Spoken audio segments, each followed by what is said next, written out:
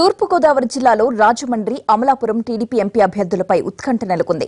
ఎవరికి టికెట్ దక్కుతుందా అని అంతా ఆసక్తిగా ఎదురుచూస్తున్నారు. ఆశావహులు ఎక్కువగా ఉండడంతో ఎటూ తేలని పరిస్థితి నెలకొంది.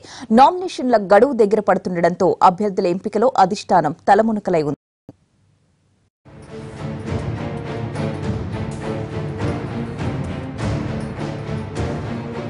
తూర్పు గోదావరి జిల్లాలోని ఎంపీ అభ్యర్థులపై టీడీపీ అధిష్టానం కసరత్తు చేస్తోంది.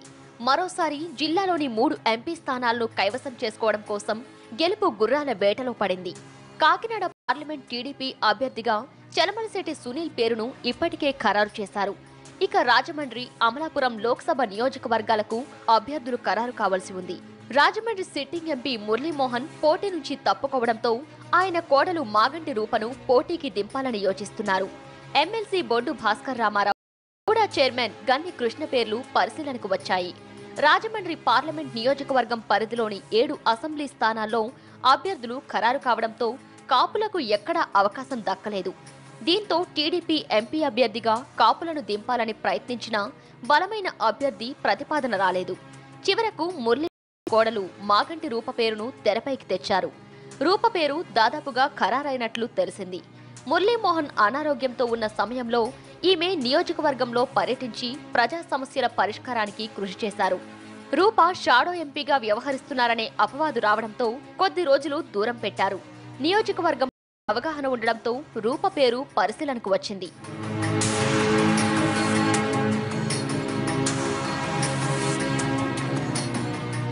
అటు అమలాపురం లోక్సభ స్థానం నుంచి పోటీ చేసే వారి కోసం టీడీపీ అధిష్టానం వేట మొదలుపెట్టింది. అమలాపురం ఎమ్మెల్యే ఐతాబత్తుల ఆనందరావు ఈసారి ఎంపీగా పోటీ చేసే అవకాశం ఇవ్వాలని అధిష్టానాన్ని కోరారు. మరోవైపు అమలాపురం ఎంపీ టికెట్ ఇస్తే టీడీపీలో చేరతానని మాజీ ఎంపీ హర్షకుమార్ ప్రతిపాదన పంపారు. అధిష్టానం ఏ క్షణాన టికెట్ ఖరారు చేసినా వెంటనే టీడీపీలో చేరేందుకు సిద్ధంగా ఉన్నారు. ఇద్దరి అభ్యర్థిత్వంపై టీడీపీ అధిష్టానం రాలేకపోతోంది.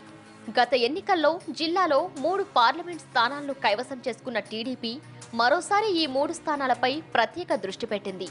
కాకినాడ ఎంపీ తోట నరసింహం, అమలాపురం ఎంపీ పండుల రవీంద్రబాబు టీడీపీ నుంచి గెలిచి వైసీపీలోకి వెళ్లారు. వీరిద్దరికీ పోటీగా బలమైన ప్రత్యర్థులను నిలిపేందుకు టీడీపీ కసరత్తు చేస్తోంది.